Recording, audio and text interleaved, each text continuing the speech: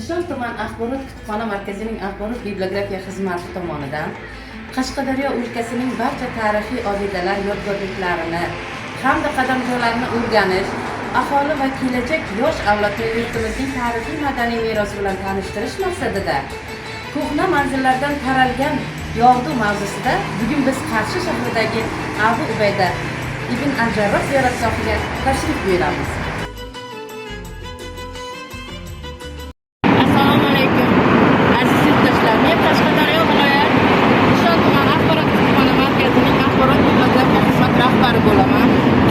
Men bugun sizlar bilan o'zbek xalqining asrlar davomida shakllangan bebaho qadriyatlardan biri Abu Ubayda ibn al-Jarroh majmuasining tarixi haqida sizlar bilan suhbatlashmoqchiman va ushbu madaniy merosning tarixiga bir nazar tashlaymiz.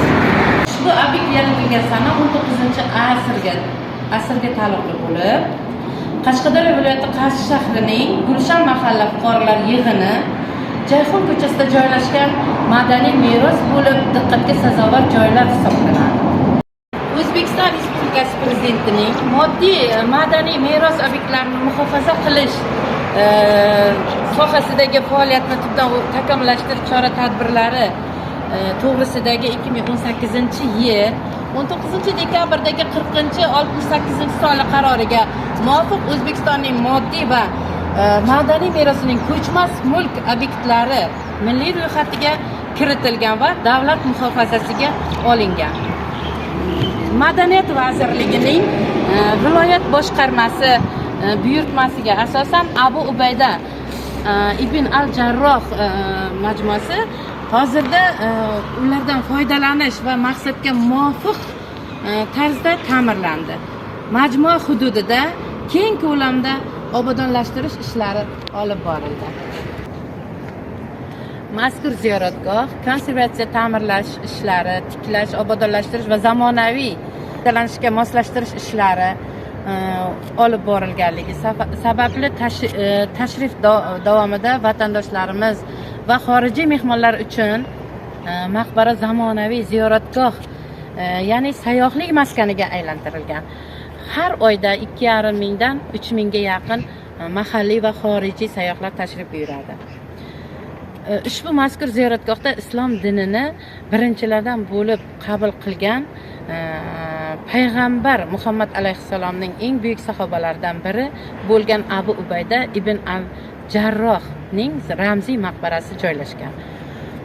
Abu Ubayda ibn al-Jarroh yodgorlik majmuasi 15-asrdagi manbada 1965-yil 73-yillarga oid arxiv hujjatlaridan qayd qilinishicha, ziyoratgohda hech qanday yozuv va belgi bo'lmagan qabr toshi topilgan.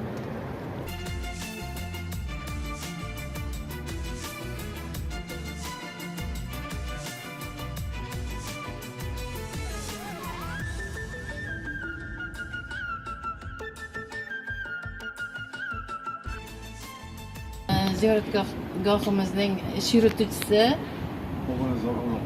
Bobonazar aka bilan hozir qisqa suhbatimiz bo'ladi. Bizga shu ziyoratgoh haqida qisqa ma'lumot beradilar.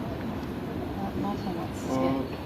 Hozir siz kelib turgan mana shu ziyoratgoh Abu Ubayda ibn al-Jarroh ziyoratgohi hisoblanadi. Abu Ubayda ibn al-Jarroh ziyoratgohi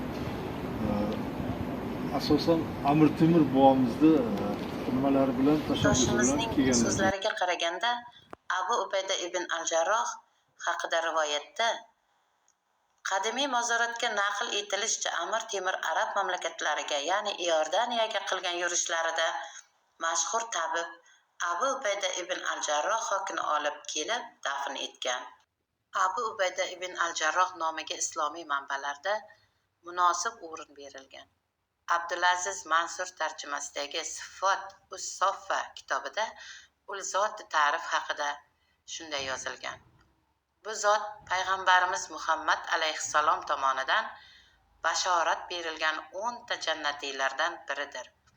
Rasululloh bilan barcha g'azotlarda qatnashgan. 2 o'g'li Yazid va Umar yosh o'lib ketganlar. Onasining nomi Hind binti Jobir bo'lgan.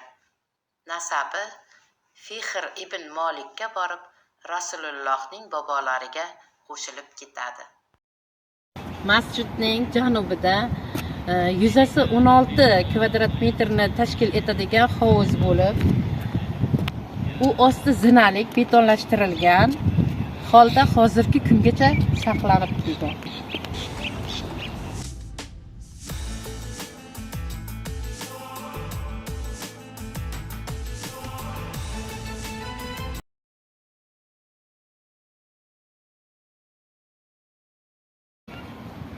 Abu Ubayda ibn al-Jarroh maqbarasini ziyorat qilish ziyoratchilarga ma'naviy poklanish, ezgu istaklarini ro'yobga chiqarish va ko'plab dardlarga shifo bo'ladi deb ixlos qilib ishonib kelingan xalqimiz. Bugungi kunda ko'plab tarixiy yodgorliklar davlat muhofazasiga olinganligi barchaga ma'lum. Aziz yurtdoshlar, agar sizlarga ushbu ziyoratgoh haqida ozroq bo'lsa ham ma'lumot bera olgan bo'lsam, bizning ham niyatlarimiz ijobat bo'lgan bo'lar edi. E'tiborlaringiz uchun rahmat.